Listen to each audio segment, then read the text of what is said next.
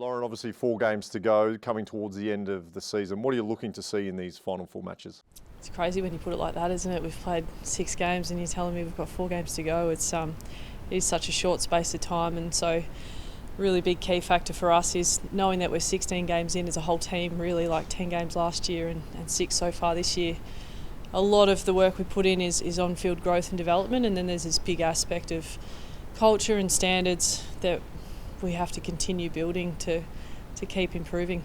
Just off the back of that, the season is such a sprint. Does that put the context of the last 2 weeks of the narrow defeats into sort of spotlight? Sort of played yourself out of the finals now? Potentially, yeah. It's interesting because we've all been living AFL and men's footy for our whole lives, and so you're used to a much longer season. And then with AFLW, everything feels so heightened, and I know the spotlight when the men play is always there. And then for us, having been in this competition since day one in 2017, everything is so heightened all the time once you hit the season, and it's something that a young group like ours is learning really quickly. And so you prepare them for that as best you can. And I spoke to them. They didn't like hearing it in the pre-season, but I spoke to them in pre-season around this is actually the easy bit. Like you work your backsides off, but a lot of pre-season is you turn up, work hard and build better connection with your teammates. And then you get to in-season and 10 games with limited opportunity for many is, it's heightened. Not to say that the season is over, and certainly as a professional athlete you can't ever think that way, but was there extra disappointment after the loss on the weekend? I think any loss is really disappointing, and we certainly were. I think you also have to look at the growth that we are making, and it's difficult to see at times when you lose a game like that. But for us, we're sitting 5th or 6th in the competition for how many scores we generate.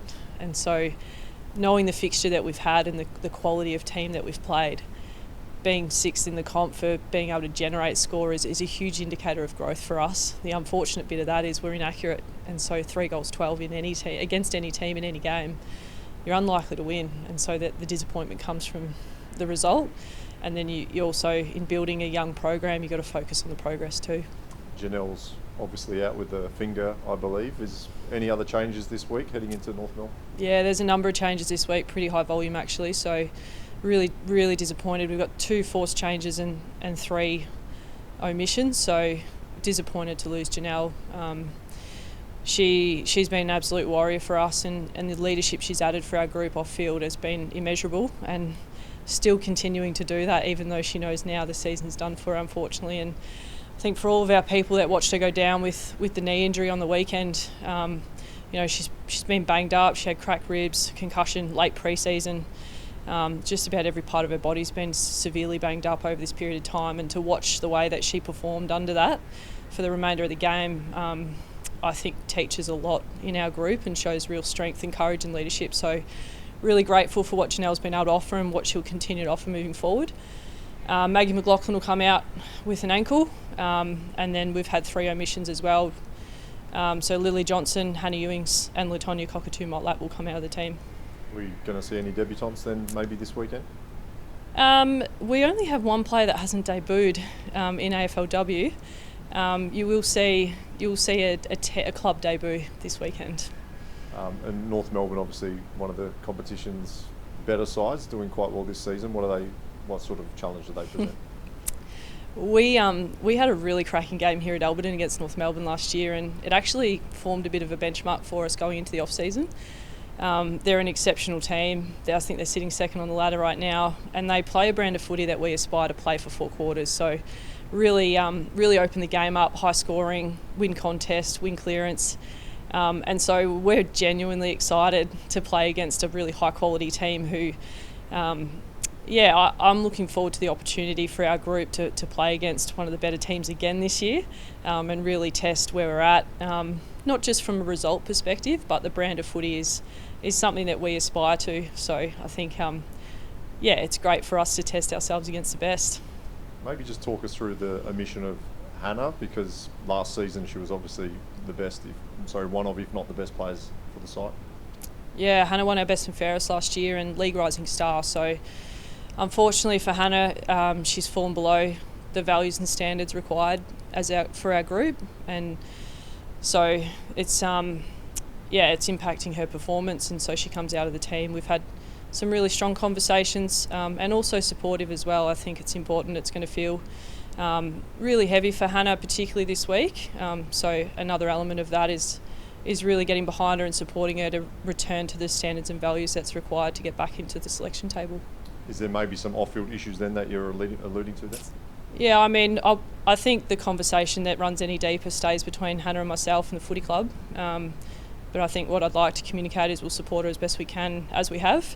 And as soon as we can see some growth in that area, we'll bring her back onto the selection table. We know you're wearing your Indigenous jersey this weekend. I think it was co-designed maybe by Gemma and one other who eludes me, but Yeah. I mean, what's the significance of that for some of the First Nations players this weekend? Yeah, so our team is the highest represented W team in the whole competition with Indigenous and First Nations players. So Gemma Houghton and Junkaya Ken, who's a local artist, have co-designed the jumper, and it's an incredible story about two sisters and two women coming together and learning and supporting each other through a journey. And it really correlates nicely with our group and is deeply meaningful, particularly for Gemma. So to be wearing that jumper at any point is really special, and to have 5 Indigenous players and First Nations players on our list, and the work that we do as a team and as a football club, it means so much to our group. And I'm excited for Gemma to have this moment for herself and for the team this weekend. And if I'm allowed to ask, how are you travelling with the pregnancy? You can ask, How's things going? Are you excited? Yeah, it's going really well. It's obviously this role keeps me on my toes and keeps me nice and busy. So baby's given me a few good kicks to remind me that there's other things going on in life as well. So it's it's awesome, and I feel so fortunate and grateful to share this part of my life with my players in the footy club and our people. It's I'm just really grateful and excited for what's to come, hopefully in January.